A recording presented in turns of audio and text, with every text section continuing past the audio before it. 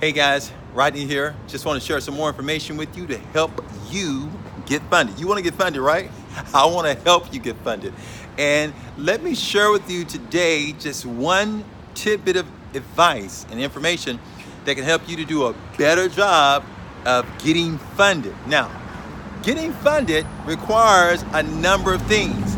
A lot of people think when they're trying to get grants that it's all about just writing a grant. And I want to let you know, just in case you don't know already, that to secure grant funding really requires much more than simply putting some words down on paper. It's not that simple. You see, he's telling me to wait around here. It's not just that simple. But here's the thing. What you want to do, in addition to actually writing that grant, you want to remember that we're humans. Okay? Now, why is that important? It's important to remember we are humans, and because we're humans, there's relationships that are involved, and we want to realize that even in the midst of our writing, that we're writing something down on paper, but what we're writing on paper is actually going to be read by a human, okay? And since our human's going to be reading it, there's a relational element to it. And if you are forgetting and overlooking that relational aspect, you are missing a huge chunk of what could make your overall efforts more successful. Okay, now I know a lot of people that are doing grant writing sometimes will hide behind the pen and the paper or the typewriter.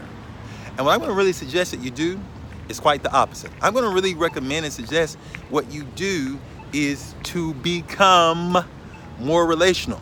Okay, that may take some work on your end, where you need to learn how to engage with a potential funder in an intelligent way. And I'm not talking about just calling them up like, hey, what are you guys giving grants to? Not that. I'm talking about really building relationships. And so here's the tidbit. Think of it this way. How would you develop a relationship in a business capacity? How do you cultivate a relationship? And think about what you would naturally do. Or think about it this way. Here's another better way to think about it. Think about it as dating. Think about it almost as dating the funder. There are certain things that you would do, certain things you would do to continue to grow the interest. And that's what we're trying to do with the funder. And I oftentimes recommend that you do this before you actually write anything to them, okay? Before they ever see a grant proposal. Why?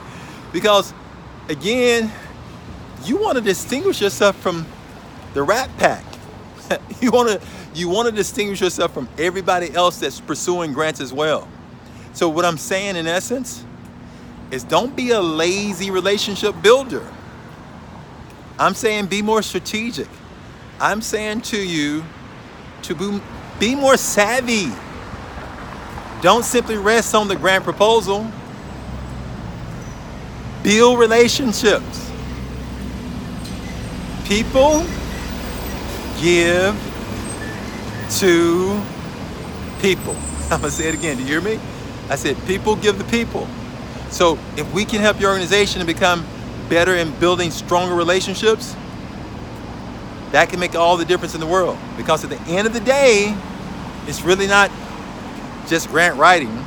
It's really not just fundraising. As some have often said, it's really friend raising. It's friend raising. And your friends will be more likely to give you funds. You're not going to give that to a stranger, right? So let's develop relationships with these funders, and let's take our game to the next level. Now, think about this in those terms. You'll start coming up with a number of things that you can do right now to build stronger relationships. That's my tip for you today. My friend, I want you to go and get funded. Go make some magic. Go make it happen. Be brave, be bold, be brilliant, and take charge.